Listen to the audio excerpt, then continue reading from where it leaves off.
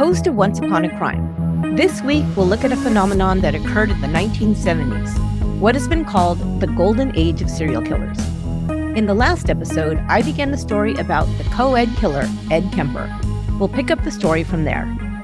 Between May 1972 and April 1973, Edmund Kemper murdered 8 people, including 6 young women. He ended his murder spree by killing his mother and her friend.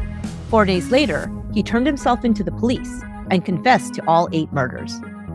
Just 2 months before Kemper's confession, another serial murderer was apprehended in Santa Cruz.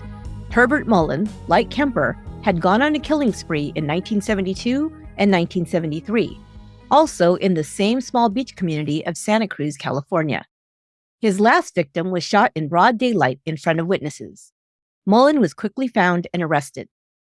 At first, when Mullin's crimes came to light, Santa Cruz residents breathed a sigh of relief, believing that the butcher murderer, the killer responsible for the missing and murdered co-eds, had been caught.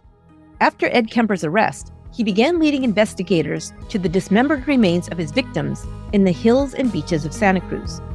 Locals were shocked to discover that not one, but 2 monsters had been living among them. In this final episode of the series, Murder City, I'll take you back through Santa Cruz's darkest years, 1972 and 1973, when Santa Cruz County investigators were overwhelmed with homicides. I'll share the story of how these 2 serial killers were caught and how they ended up unlikely roommates behind bars. This is Chapter 3 of Murder City.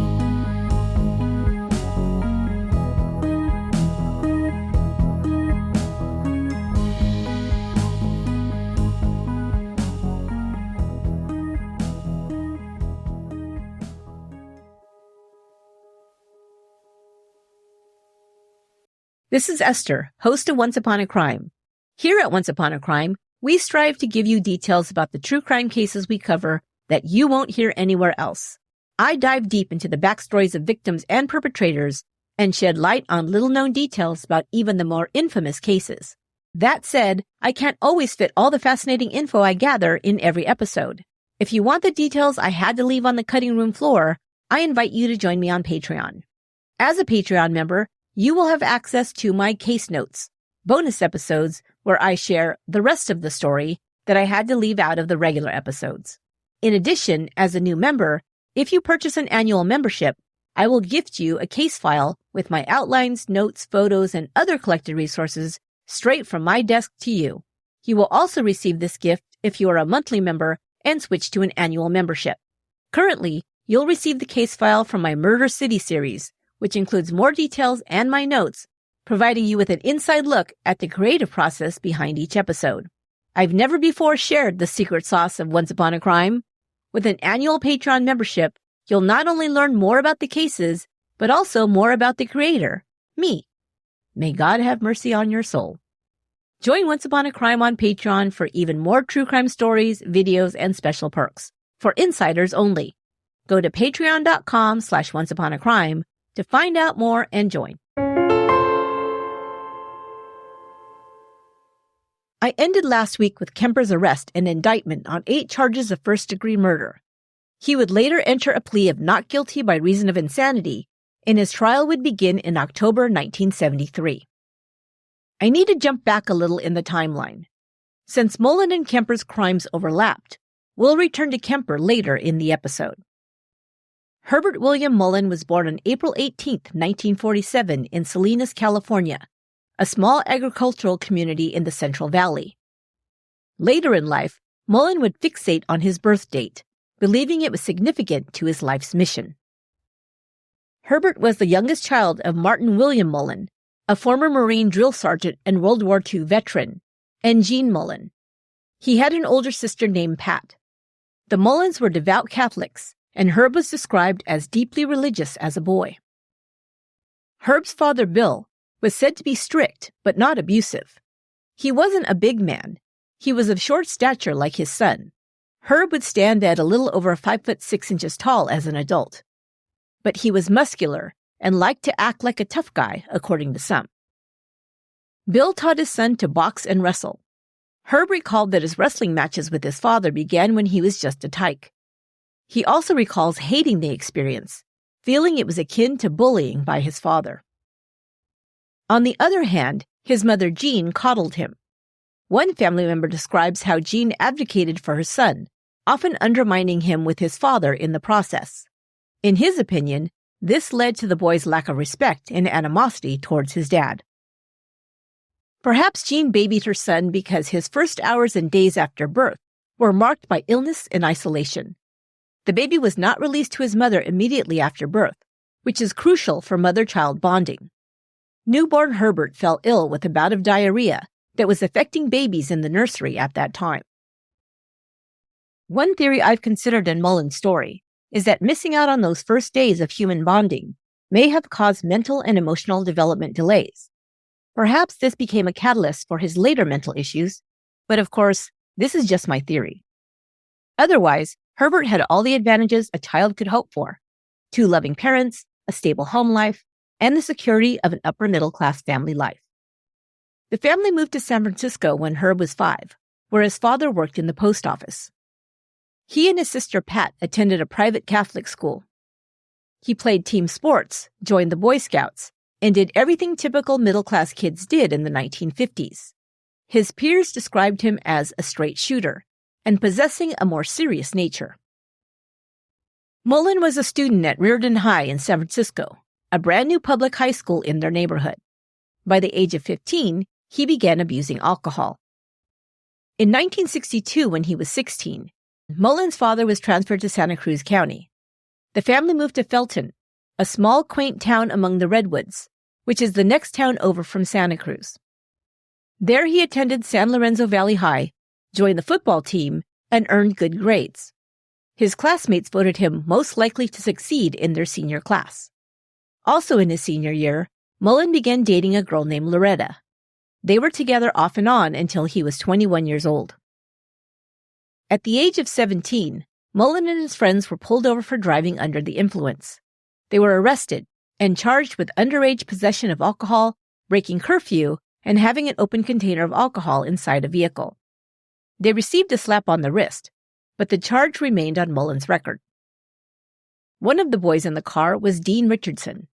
Richardson and Mullin were both seniors at SLVH and were football teammates. Richardson was voted most athletic and was homecoming king at his senior prom. Mullin and Richardson graduated from high school in June 1965. In the fall, Mullin began attending classes at Cabrillo College, a local community college. His goal was to earn an engineering degree. On Labor Day weekend, September 9, 1965, just 3 months after graduation, 18-year-old Dean Richardson was killed in an automobile accident. His friend Jerry Bishop, 19, the driver, was also killed, as well as a female passenger, 15-year-old Candy Anglin. Richardson's sister, Mardine, 16, survived the crash. Bishop was reportedly driving at a high rate of speed on Graham Hill Road when it reached an uphill curve and he lost control. The car traveled 320 feet into the woods and crashed into a pine tree. Soon after his friend's tragic death, Mullin began exhibiting issues with his mental health. He became obsessed with Richardson's passing and the idea of reincarnation. At the same time, he began experimenting with drugs. The drug culture had sprung up in and around Santa Cruz in the 1960s. Local law enforcement spent their time and resources on drug busts. There were several local drug suppliers of the small potato variety, peddling everything from marijuana to LSD and mushrooms for the more adventurous. With the hippies came the drugs, was the sentiment of Santa Cruz County Sheriff's deputies. Mullin would later say he smoked marijuana for the first time in the spring of 1966. Dean Richardson's friend Jim Gianera had supplied the weed. Gianera is described as a nice, sweet guy with a rough edge. He came to Santa Cruz from San Francisco and was considered a, quote, greaser in high school. He wore his hair slicked back and ran with a gang. After arriving in Santa Cruz, Jim let his hair grow long and embraced the hippie lifestyle. A skilled mechanic, he began earning a living in the drug trade. He knew Mullin through their mutual friendship with Dean Richardson, but they weren't friends. At age 19, Mullin had his first experience with LSD. He was smoking marijuana almost daily by that time and became interested in Eastern religions. his fascination with reincarnation and the belief in past lives continued. He and Loretta had broken up more than once, but by early 1967, they were back together and engaged. Mullin planned to declare himself a conscientious objector to the Vietnam War and refused cooperation with the draft requiring him to register for military service. This caused issues with his fiance's family, who called him a coward for not serving his country. His father, an army man, also disagreed with his son's refusal to register. Loretta wanted to marry Mullin, but her family objected. In any case, he didn't appear very motivated to marry at all. He graduated from the 2-year college and transferred to San Jose State University, but within a few weeks, Mullin dropped out. By that time, his personality had changed drastically.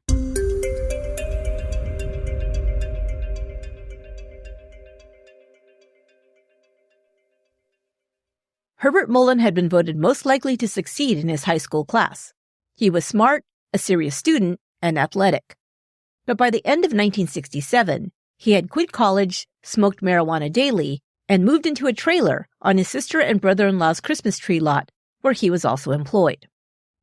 In March, he broke off his engagement with Loretta and ended the relationship. At age 21, Mullin began unraveling further. He was arrested for possession of marijuana, pleaded to a lesser charge, and was given probation. He was then assigned to a job with Goodwill Industries, an organization that benefits people with disabilities. His time with Goodwill helped the government approve his application for a conscientious objector deferment. His employment with the organization was accepted as an alternate form of service. Mullin soon quit Goodwill and announced he would study yoga in India. Instead, he moved into his sister's trailer. Mullin's first commitment to a mental hospital resulted after a bizarre incident in March of 1969. While having dinner with his parents, his sister, and her husband, Mullin displayed echopraxia, a condition in which a person involuntarily repeats or imitates another person's actions. In Mullin's case, it was his brother-in-law's. His father later described the scene, quote, "He went into kind of a coma. We couldn't reach him, couldn't talk to him. He was sitting up, but in a stupor, with a silly grin. It lasted about an hour, maybe longer.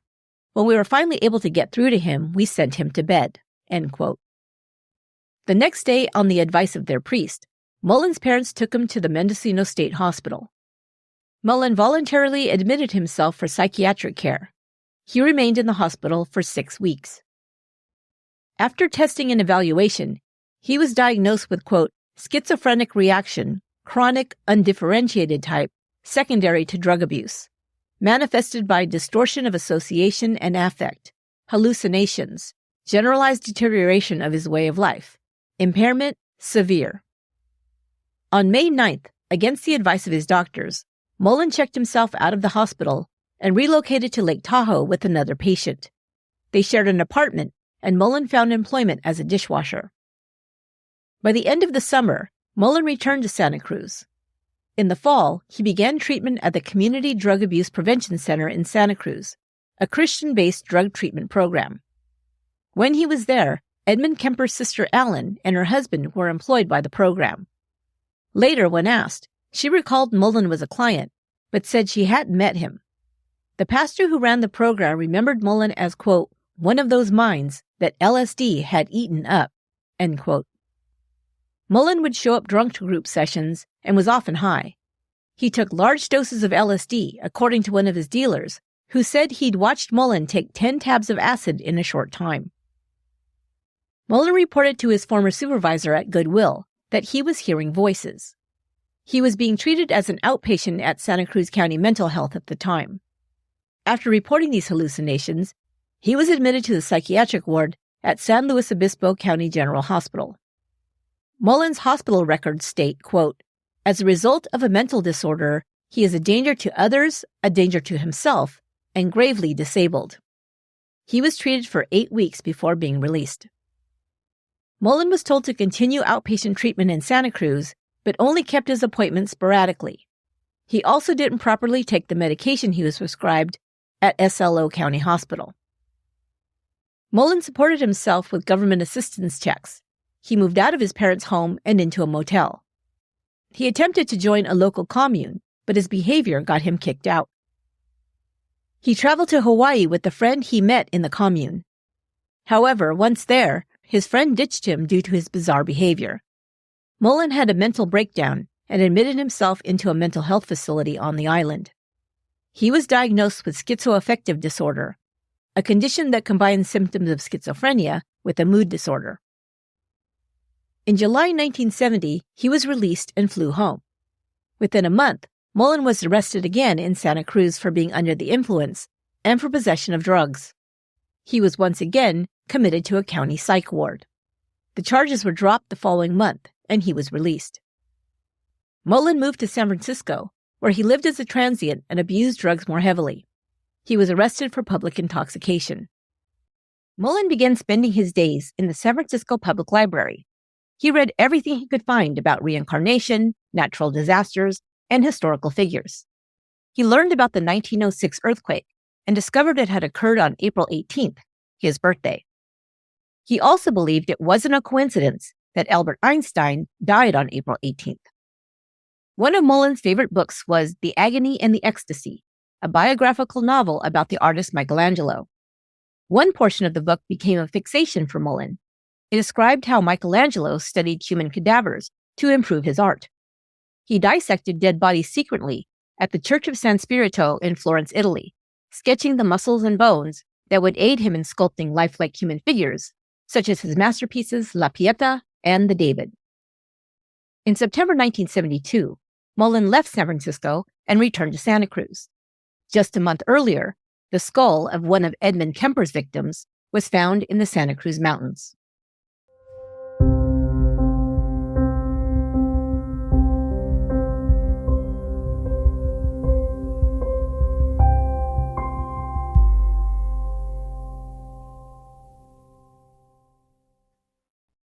This episode is sponsored by Greenlight.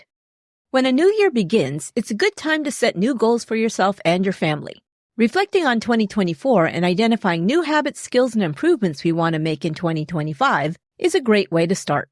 One life skill that most people find challenging is financial literacy. I wish I'd better understood personal finances much earlier in life. What if you could teach your kids this important life skill early? How much would that benefit their future? It's easy to do with Greenlight. Greenlight is a debit card and money app for families that teaches kids how to save, invest, and spend wisely. Parents can send money to their children and track their spending and savings. My favorite feature is the chores feature. Parents can set up one-time or recurring chores for their kids and reward them with an allowance. My grandkids love saving for that special item they want and then using their own debit card to purchase it. And mom and dad love the extra help. Start the new year teaching your kids to be financially savvy through fun and accessible features like games. Greenlight is an easy, convenient, and fun way for parents to raise financially smart kids. Start your risk-free Greenlight trial today at greenlight.com/once. That's greenlight.com/once to get started. greenlight.com/once. A new year means new milestones, especially for families with young kids. Maybe your kids lose that last baby tooth, or go to their first school dance, or get their braces off. All markers they're growing up. And we all know technology is the number one thing that big kids want. But as a parent or grandparent, that can create anxiety. How do we know they'll be safe, or not be exposed to inappropriate content? With Gabb, you can rest easy. Gabb is the leader in safe phones and watches for kids, teens, and tweens. Their devices are designed to keep kids safe while providing all the desired features they want. For mom and dad's peace of mind, there are no social media apps or internet browsers. Your kids will love the Gabb Music app, which lets them stream their favorite clean music. They'll also get unlimited talk and text with Gabb Messenger. My grandkids love texting me, and they can even call me on their Gabb watch. The focus and silent mode allows you to schedule when they talk, text, or stream music, so they're not distracted during school or homework time. For older kids, there's the Gabb Phone 4 Pro, which has hundreds of vetted third-party apps that can only be installed at the parent's discretion. Of course, it has all the features they want in a smartphone, but safer. Gabb Messenger blocks high-risk messages from ever reaching your child's phone. Right now, Gabb is offering $25 off any device, with no contract required. Just go to gabb.com/once to get started. That's Gabb, GABB.com/once. Terms and conditions apply. It's not always easy for me to stick to healthy meals and snacks with my super busy schedule. I'll admit, I sometimes reach for whatever's convenient when I have a podcast deadline. Then at the end of the day, I feel terrible about it. I've decided to try to live my life with as few regrets as possible, and I don't want to regret my food choices. But with Hungryroot, I don't have to. Hungryroot is the easiest way I've found to eat healthy. Hungryroot helps me stock my kitchen with great options, whether I have time to cook or not.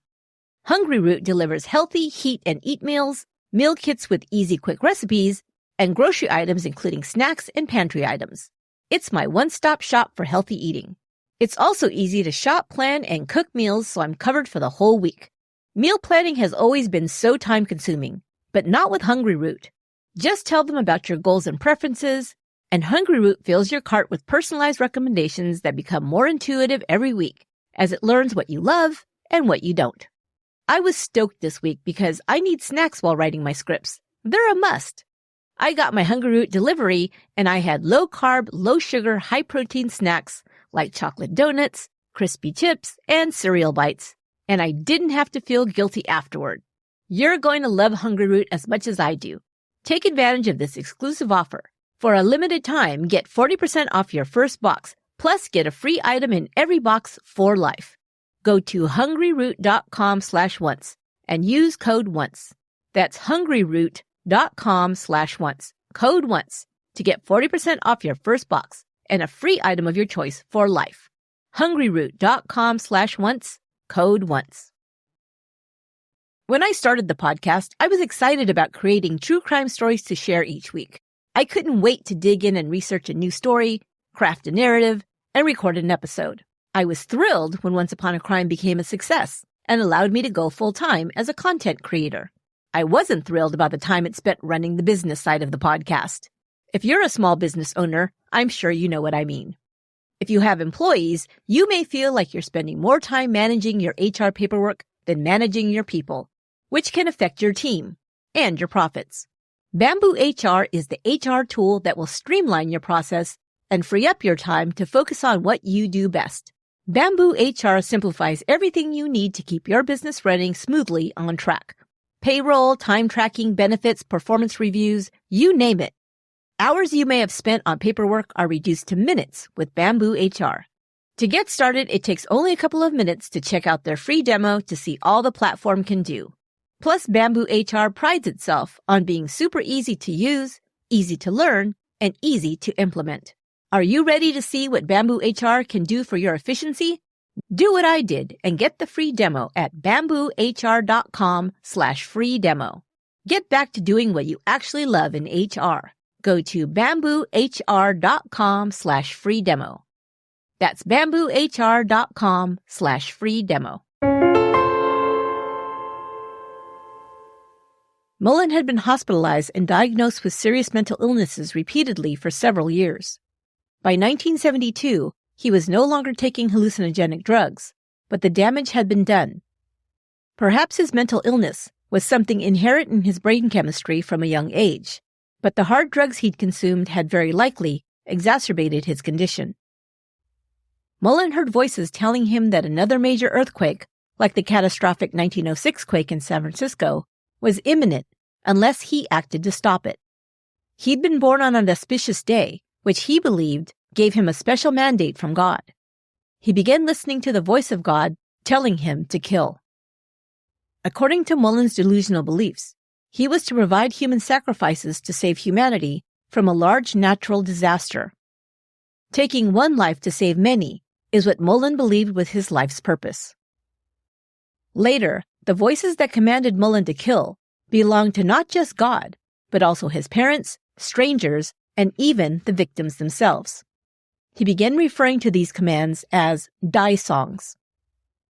On October 13, 1972, just a month after returning to Santa Cruz, Mullin randomly selected his first victim. Lawrence White was a familiar figure in Santa Cruz County. He was often seen walking in the woods near or along Highway 9. White, called Whitey, was a local transient and an alcoholic. He'd been arrested 43 times in the past 4 years, always for public intoxication. He was a small man, standing at only 5'6". His hair matched his nickname, Snow White in color, although he was only 55 years old. White lived a hard life and appears much older in his mugshot, the only photo of him known to exist. Mullin saw Whitey walking along Highway 9. He stopped his vehicle on the shoulder of the road, just a short distance from the older man. He got out and pretended to be having car trouble. Mr. White stopped and asked if he could help. Before he'd had time to react, Mullin raised a baseball bat he had hidden at his side and bludgeoned Whitey to death. He dragged his body off the road and into the woods. Then he drove to San Francisco to return an overdue library book. Later that day, a local man was taking his customary walk when he discovered the body. He alerted a sheriff's deputy, who was also his neighbor. There were no witnesses. Lawrence White was buried in a pauper's grave. His funeral was attended only by a local newspaper reporter and a detective from the sheriff's office. A hospital chaplain said a few words over the plain wooden casket in which Mr. White would be buried. Quote, "We don't know much about this man. His life was futile and meaningless, and his death was the final indignity. He perhaps was not proud of his past life, but we cannot judge him. That is for God. Yet he was a human being. He was some mother's son." After his arrest, Mullin would claim that he telepathically heard his parents commanding him to kill for 3 days before he murdered White. If he didn't, he would be a, quote, coward who shamed the family.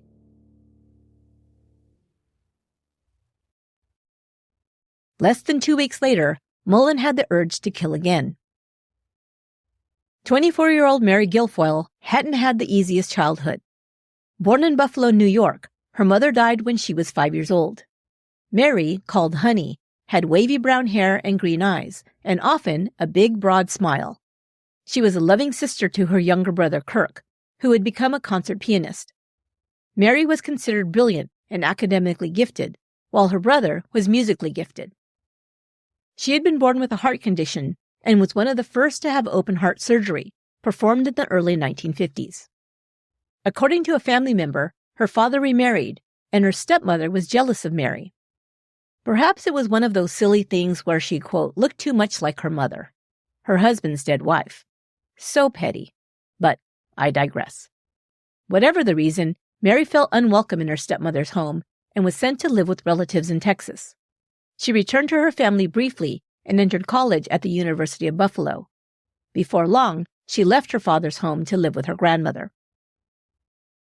On October 23, 1972, Mullin was driving near Cabrillo College when he saw a well-known community member, Ray Liebenberg. Liebenberg was a local lumberjack who sported a distinctive white beard down to his chest. He drove the backwoods of Santa Cruz in a Cadillac loaded with chainsaws. He'd recently made a run for public office, throwing his hat in the ring for county supervisor. Fun fact, Liebenberg would run for governor of California against Jerry Brown in the 1970s. Mullin saw Liebenberg's Cadillac parked near the college. He immediately heard the voice of the lumberjack telling him to kill. He'd never met the man, but took note of the instructions he received. The next day, Mary Guilfoyle, attending classes at Cabrillo College, needed to get to an appointment in Santa Cruz. She decided to hitchhike downtown. Mullin returned to the same spot where he'd seen the Cadillac parked the day before and saw Mary thumbing a ride. He picked her up. Moments later, Mullin stabbed Mary repeatedly, never stopping the vehicle. He would later make the unbelievable claim that Mary had, quote, voluntarily positioned herself on the floor of the car as she was dying, so no blood would get on the seat, end quote.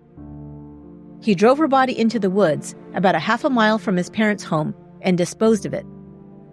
Acting on an urge, he dissected the young woman's body. Mullin used a knife to make a T-shaped incision and, quote, inspected her liver, kidneys, lungs, and heart. Perhaps he'd noticed the large scar on her chest from her childhood surgery. And fascinated by the idea of dissection, since reading Michelangelo's biography, took the opportunity to satisfy his curiosity. After Mary went missing, her classmates and professors at Cabrillo College raised funds to hire a private investigator. However, no trace of her was found for months.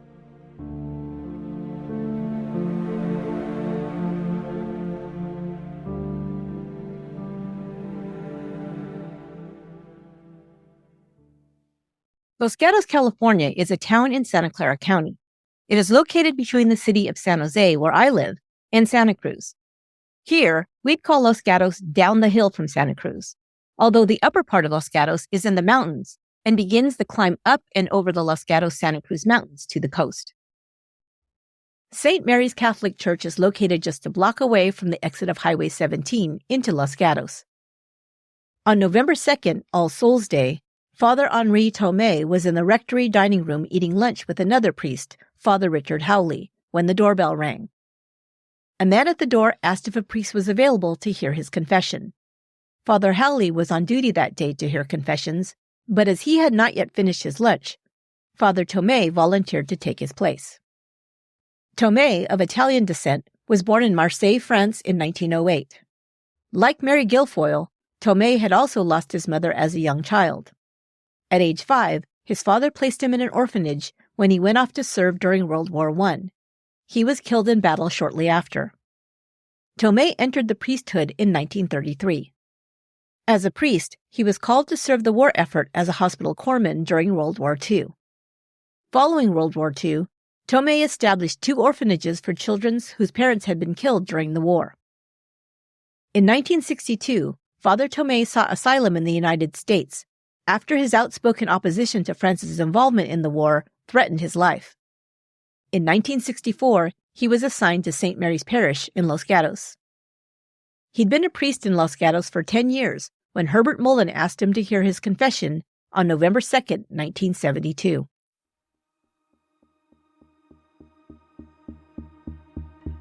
This time, Mullin didn't blame his parents or a stranger for the die song he heard urging him to kill the priest. The message came from inside himself, he'd later admit. Mullin stabbed the priest in the heart as he sat in the confessional booth. A parishioner entered the church and saw a man standing over the priest.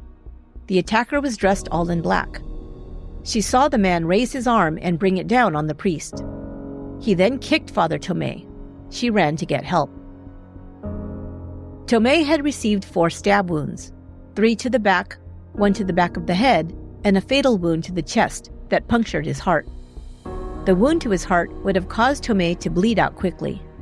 Yet Mullin took the time, in front of a witness, to stab the dying priest 3 more times before fleeing. He was announced dead on arrival at Los Gatos Community Hospital. Palm prints and fingerprints were lifted from the confessional booth and a doorknob. They would later be matched to Herbert Mullin.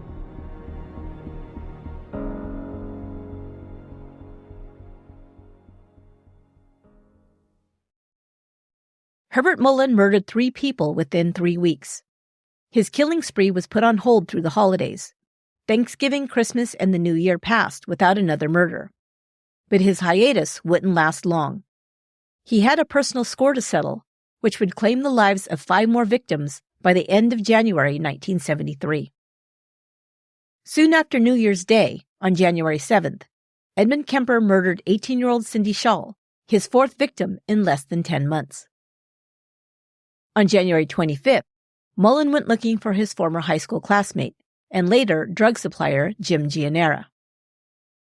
Gianera had married and had a child, a daughter named Monica. His wife Joan was born in Vienna, Austria. Her parents were very active in the Quaker Church. Joan's family worked with World War II refugees, rehabilitating children who the war had mentally and emotionally impacted. Just a side note here. As I was researching Mullin's victims, it struck me how many of them were extraordinary people. People who'd overcome many challenges and hardships, being orphaned during the war, losing their primary parents at a young age, undergoing serious surgeries as a child, and still seeking to help others. Was it a coincidence that Mullin chose these people as victims? Was it just random? Or are serial killers drawn to those who emit some kind of inner light or goodness? These are just the kind of thoughts that go through my head as I'm researching and writing these stories. Feel free to discuss amongst yourselves. Or you can join me on Patreon for more ramblings and late-night musings. Patreon.com/OnceUponACrime. In September 1972, after returning from San Francisco, Mullin sought out Giannera to purchase LSD. According to his journals, Mullin had an intense acid trip. It was around that time that he began hearing the Die songs telling him to kill. Mullin had since blamed Giannera for his mental problems. Now he sought revenge. He first drove to a small house on Brancefort Drive, a rural area in the Santa Cruz Mountains, near the world-famous mystery spot. Look it up or join me on Patreon for more details. Kathy Francis, a young mother of 2 boys, greeted him at the door. He asked for Giannera, but she told him he'd recently moved. Giannera and Kathy's husband Bob were friends. Mullin said he was Jim's friend, and she gave him his new address. Mullin then drove to Giannera's new residence on Western Avenue, about a 15-minute drive west to the outskirts of the city of Santa Cruz. While he spoke to Kathy Francis, Mullin said she had telepathically communicated to him that if he wanted to kill Jim Giannera, it was okay with her. Jim Giannera answered the door to an angry Herbert Mullin, whom he had not seen or spoken with in some time. Mullin began rambling incoherently and blamed Giannera for his disappointing life. It was Giannera's fault for selling him drugs, Mullin claimed. He was angry that Giannera's life was everything his wasn't. Jim told him he didn't know what he was talking about and tried to calm him down. Then Mullin pulled out the pistol. Giannera saw it and ran into the kitchen. He grabbed the refrigerator door in an attempt to shield himself. Mullin shot him twice. Giannera ran towards the stairs to the second floor. Mullin shot him twice more in the back. The gunman looked up and saw Jim's wife Joan at the top of the stairs. He advanced, pointing the gun in her direction. Pulling the trigger, he shot Joan in the neck. Out of bullets, Mullin paused to reload the weapon. Joan moved towards the bathroom with Mullin close behind. She tried to barricade herself inside, but he pushed it open and shot her in the forehead. She fell to the floor. Before leaving, he collected the shell casings, but missed one. Jim Giannera was able to stagger to the bathroom, where he fell dead next to his wife. Mullin wasn't done with his Die song. He drove back to Kathy Francis's cabin and entered without knocking. He later claimed he told the surprised woman, "I'd like a few words with you," and then shot her in the head. Her 2 sons, 4-year-old Damon Francis and 9-year-old David Hughes, were sitting on their bunk bed just feet away from where their mother was shot. They were playing a game of checkers. Mullin shot both boys in the head. He stabbed their dead bodies multiple times.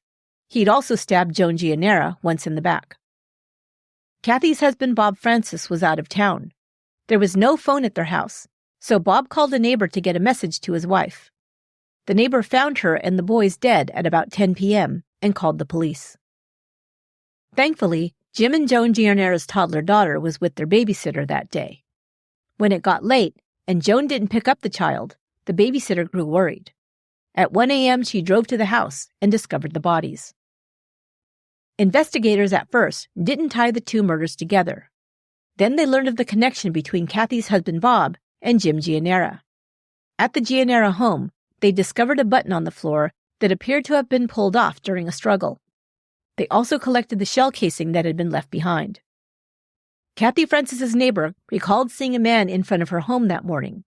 He was described as dark-haired, average height, wearing a blue suit and tie with a white shirt. He was driving a Chevrolet wagon. While detectives were searching for one killer, Ed Kemper abducted and murdered 2 UCSC students, Rosalind Thorpe and Allison Liu.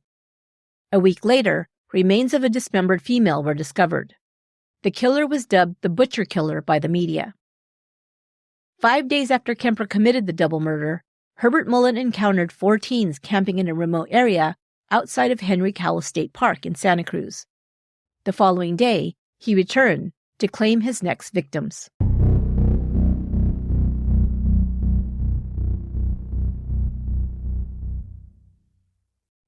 David Oliker and Robert Spector, both 18 and from Van Nuys, California, left Los Angeles on February 7th to backpack to Oregon. Along the way, they planned to meet Brian Scott Card, a 19-year-old living in a remote area in the Santa Cruz Redwoods. Brian Scott Card resided in an unconventional shelter, an isolated cabin constructed from branches and plastic sheeting with a wooden floor, on a steep hillside off Highway 9. Reaching the site required a 1/3 mile hike through dense forest. The cabin had served as a retreat for Brian and other young people, including his brother Jeffrey, who had left the area months earlier. Mark Drabelis, a teen from Pennsylvania, also occupied the makeshift cabin, living under the alias Mark Johnson. Drabelis had fled to California to avoid trial for a drug charge back home.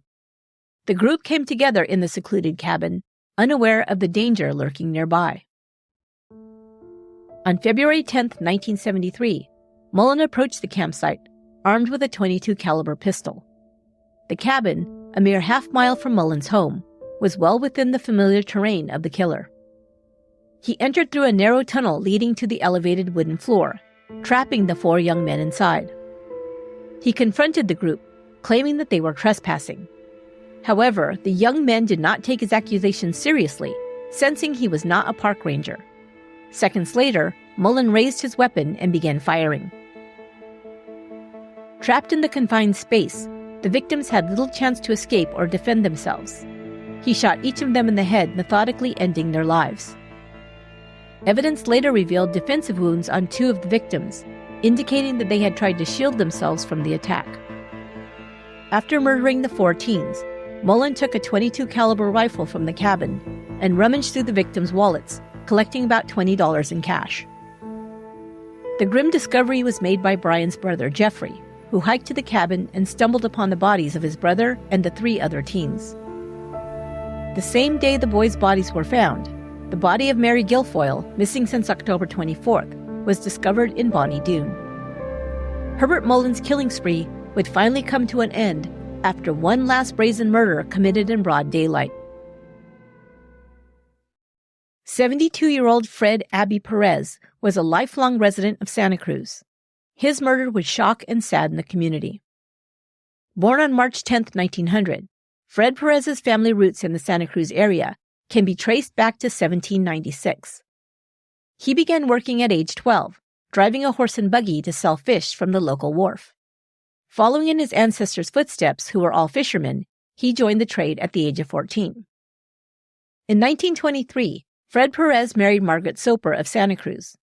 Together, they had 4 children, Fred Jr., John, Betty Lee, and Iona, who later gave them 7 grandchildren and 4 great-grandchildren. Known and loved by the community, Perez retired in 1969, but maintained his Thursday fish-selling route to stay connected to the people he had served for decades. On the morning of February 13, 1973, Fred Perez was tending to his yard on Lighthouse Avenue at the corner of Garkey Street. Herbert Mullin, driving a 1958 Chevrolet Nomad station wagon, happened to be passing by. Spotting Perez in his yard, Mullin pulled his car across the street, grabbed the .22 caliber rifle he had taken from the campsite, and without hesitation, fired a single shot, hitting Perez in the heart and killing him instantly. A neighbor, Joan Stagnaro, and other witnesses heard the gunshot and saw Perez fall. They immediately called the police. One witness provided a detailed description of Mullin's car, an older model white over blue Chevrolet station wagon with STP stickers on the right front door. The Santa Cruz Police Department promptly issued a be-on-the-lookout alert. Just 10 minutes later, Officer Sean Upton, positioned on the Mission Street bypass, spotted the vehicle headed onto Highway 1. Upton followed the car as it turned onto Highway 9, calling for backup before activating his lights and sirens. Mullin pulled over, and 3 additional police units arrived on the scene. Using the PA system on their vehicle, officers ordered Mullin to place his hands on the windshield. The arrest was swift and without incident, bringing an end to Mullin's murderous rampage. Mullin was taken to the police station, but when questioned, refused to talk. Officers searched his vehicle, his apartment on Front Street, and his parents' home. In his car, they found a rifle, a .22 caliber pistol, and ammunition, as well as shell casings discharged from the rifle. Later, these shell casings would be matched to those found at the campsite, where the 4 teens were murdered. Investigators were surprised to discover a connection to the Gianera Francis murders. An address book was found in Mullin's residence, containing Jim Gianera's name and former address, where Kathy Francis and her boys were killed. A coat with a torn-off button was retrieved from his apartment. The button was matched to the one found at the Gianera crime scene. In addition, a rosary pouch was later identified as belonging to Father Tomei. On Valentine's Day, February 14th, Herbert Mullin was charged with the murder of Fred Perez. The hearing was continued until March 1st at the request of his attorney. Later that same day, the bodies of the 4 young men were found. Santa Cruz County District Attorney Peter Chang stood in front of reporters who fired off questions about the numerous homicides in Santa Cruz County. In 1970, D.A. Chang believed the Ota family murders were the worst he'd ever encounter, until body parts began turning up in Santa Cruz County.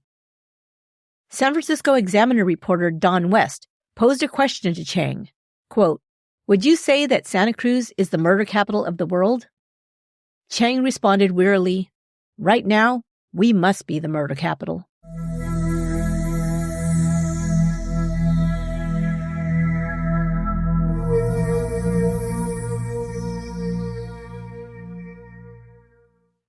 On February 21st, Herbert Mullin was charged with 4 additional counts of murder after evidence linked him to the murders of Brian Scott Card, David Oliker, Robert Spector, and Mark Drabelis.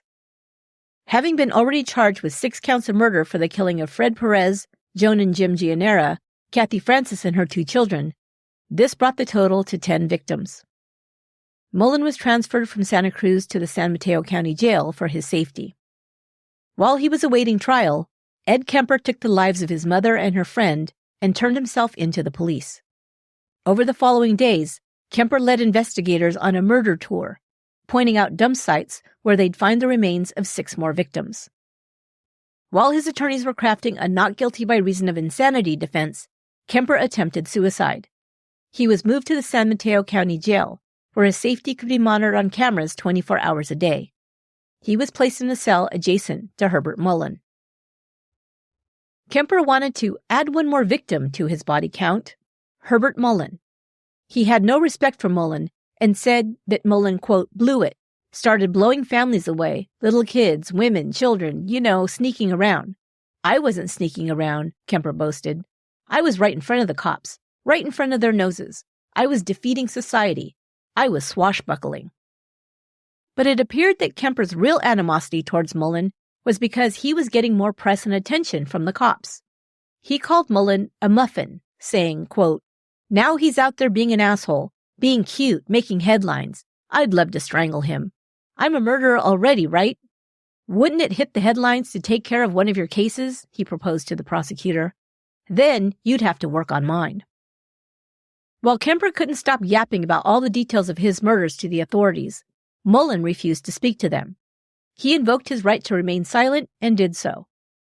Mullin, unlike Kemper, exhibited clear outward signs of mental illness. His behavior was often bizarre and annoying to his fellow inmates. When they were trying to watch television in the jail's common area, Mullins would begin singing loudly or reciting long speeches about reincarnation, natural disasters, and all the, quote, killjoy sadists who'd controlled his thoughts. No one could get him to shut up. Then Kemper came up with the plan. Mullin's favorite snack was small bags of salted peanuts he could purchase in the prison commissary. Kemper bought several bags, and when Mullin behaved as he wanted him to, he would reward him with the treat. When Mullin was annoying, Kemper would throw water at him through the cell bars. Kemper said he'd learned behavior modification techniques during his time at Atascadero State Hospital. You reward them when they're good, punish them when they're bad, Kemper chuckled. This claim of Kemper's was told to Mullin years later. He responded, quote, "I chose not to interact too much with other inmates. I kept to myself and did not talk much. Whoever and or wherever you got the information seems to be stretching a storyline to get attention. I do not remember such incidents."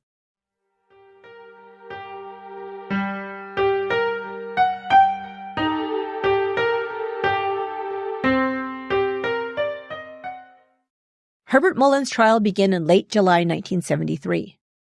During opening remarks, his defense stated that in addition to the 10 murders he was on trial for, Mullin also admitted to murdering Father Henri Tomei, Lawrence White, and Mary Guilfoyle. The total victim count now numbered 13. The defense presented a case for diminished capacity due to mental illness exacerbated by heavy drug use.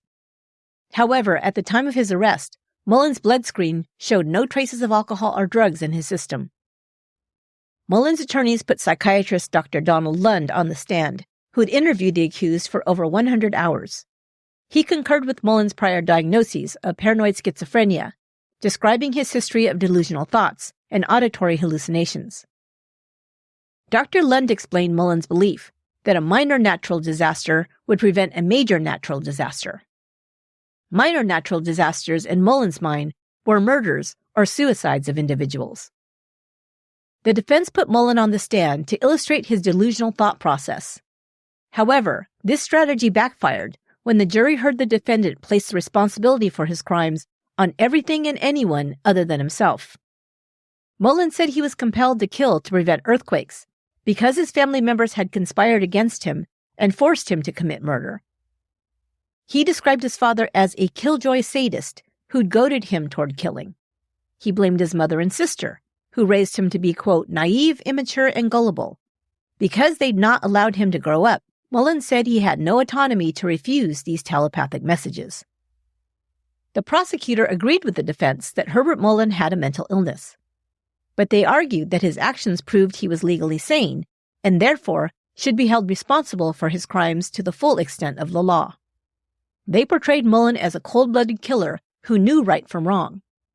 They described how Mullin stopped to reload between the murders of Jim and Joan Gianera and his attempts to cover up his crimes by hiding the bodies of Lawrence White and Mary Guilfoyle.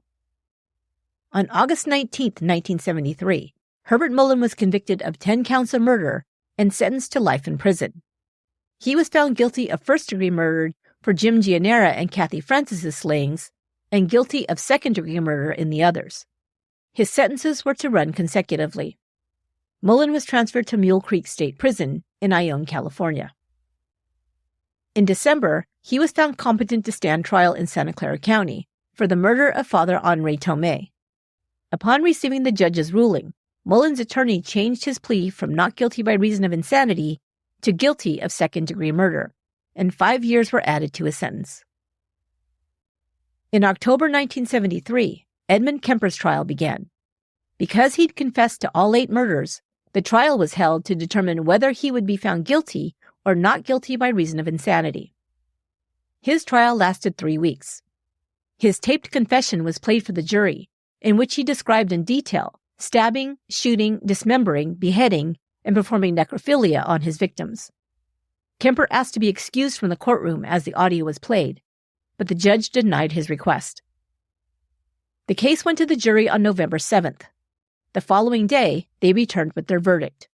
Kemper was found sane and guilty of first-degree murder on all 8 counts. He was sentenced to 8 concurrent life sentences, as the penal code did not allow for consecutive life sentences in his case. When the judge asked if he had anything to say, Kemper replied, "I should be tortured to death." Kemper thanked DA Peter Chang for, quote, your restraint and your help. He was sent to CMF, or the California Medical Facility at Vacaville, to serve his life sentence. Mullin was also at CMF, undergoing observation and testing. He and Kemper would be housed on the same tier. In 2020, Mullin shared his memories of that time. He recalled speaking to Kemper, quote, 5 or 6 times. I wanted to talk about science. He wanted to talk about crime. We did not talk much after that became clear, end quote. They actually attended group therapy together. Charles Manson was also part of that group. In 1974, Manson was sent to CMF from Folsom State Prison for treatment of conceptual disorganization as a result of long-term isolation and little to no human contact. In 1985, Manson was transferred to San Quentin, where he socialized with John Lindley Frazier. Frazier was later sent to Mule Creek State Prison, where Herbert Mullin was incarcerated. Mullin said he'd spoken to Frazier, quote, a couple of times. I did not know he was involved in the Santa Cruz dentist crime until after he passed on, end quote. In that statement, Mullin mistakenly referred to Dr. Ota as a dentist. He was an eye surgeon. On August 18, 2022, at the age of 75, Herbert Mullin died of natural causes at the California Department of Corrections healthcare facility in Stockton, California. 2 years before his death, he was still blaming his parents and others for his crimes. Quote, my parents and family and former friends did keep me very naive, gullible, and immature. They did cause me to become paranoid, undifferentiated schizophrenic. They did cause/urge me to commit the 13-victim crime spree. They knew when those crimes happened and did not notify the sheriff or police to stop them from happening." End quote. Mullin stopped communicating with his parents in 1976. He was asked if he ever thought about the victims whose lives he cut short. He answered, quote, "There is life after death, and we will live again. I hope that means that those people will enjoy the beauty of Santa Cruz County. If they're going to grow up again, I think they should graduate from the University of California, Santa Cruz. I think, wow, that would be a great experience for them." End quote. Tragically, Herbert Mullin took those very opportunities away from his victims when he played judge, jury, and executioner before ending their lives.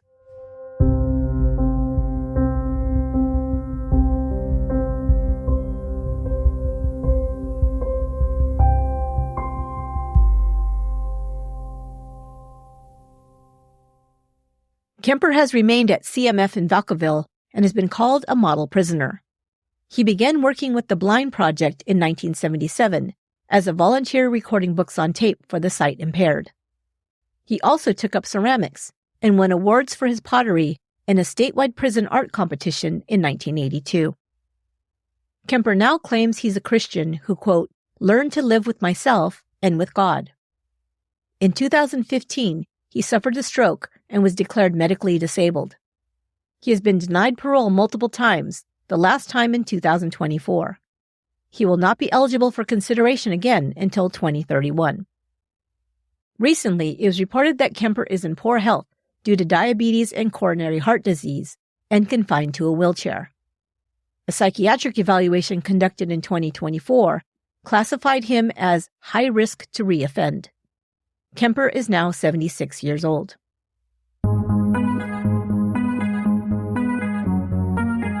That will do it for this episode of Once Upon a Crime, and will conclude the series Murder City. Make sure to follow Once Upon a Crime on your favorite podcast app so you don't miss an episode. We're also on YouTube. Subscribe to our channel to watch documentary-style videos of each episode. I've included a link in the show notes, or look for Once Upon a Crime podcast on YouTube. Once Upon a Crime is written and produced by me, Esther Sanchez Ludlow.